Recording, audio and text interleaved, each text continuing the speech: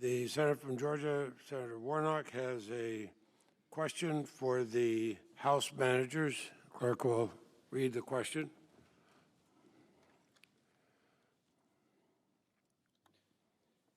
Is it true or false that in the months leading up to January 6th, dozens of courts, including state and federal courts in Georgia, rejected President Trump's campaign's efforts to overturn his loss to Joe Biden?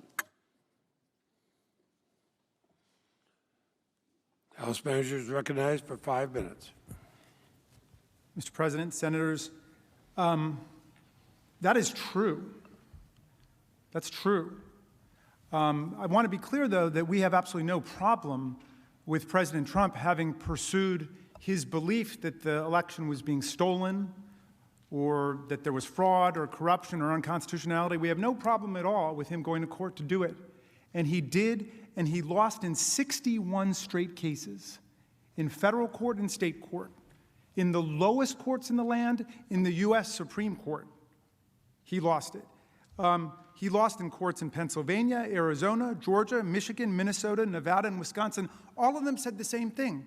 They couldn't find any corruption. They couldn't find any fraud, certainly nothing rising to a material level that would alter the outcome of any of the elections, and there was no unconstitutionality.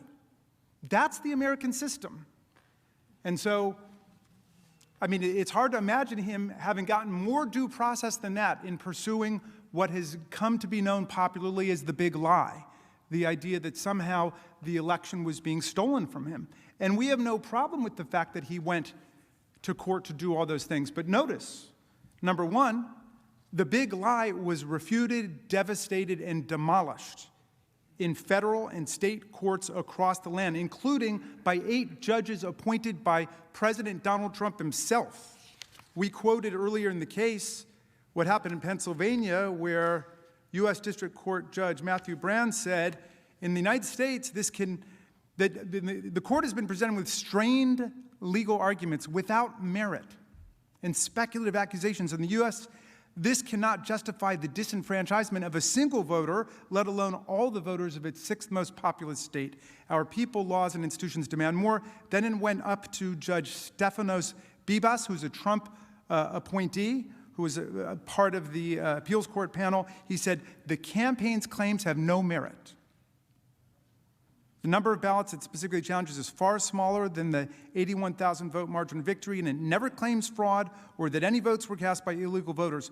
Plus, tossing out millions of mail-in ballots would be drastic and unprecedented, disenfranchising a huge swath of the electorate and upsetting all of the down-ballot races, too, which incidentally weren't being challenged, even though it was the exact same ballot that had been brought. So the problem was when the president went from his judicial combat, which was fine, to intimidating and bullying state election officials and state legislators, and then finally, as Representative Cheney said, summoning a mob, assembling a mob, and then lighting the match for an insurrection against the Union. When he crossed over from nonviolent means, no matter how ridiculous or absurd, that's fine, he's exercising his rights, to inciting violence. That's what this trial is about. And we heard very little of that from the presentation of the president's lawyers. They really didn't address the facts of the case at all. There were a couple propaganda reels about Democratic politicians that would be excluded in any court in the land. They talked about the rules of evidence. All of that was totally irrelevant to the case before us. Whatever you think about it, it's irrelevant. And we'll be happy, of course, to address the First Amendment arguments, too.